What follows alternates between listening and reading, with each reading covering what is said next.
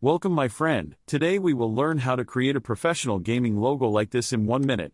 We will enter this website from the link below the video in the description box. From here you can choose the right character for you.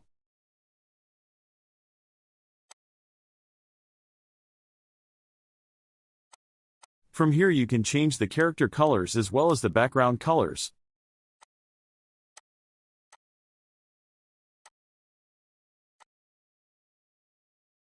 From here you can change the name of the logo.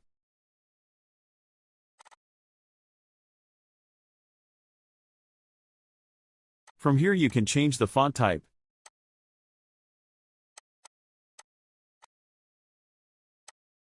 From here you can change the font color.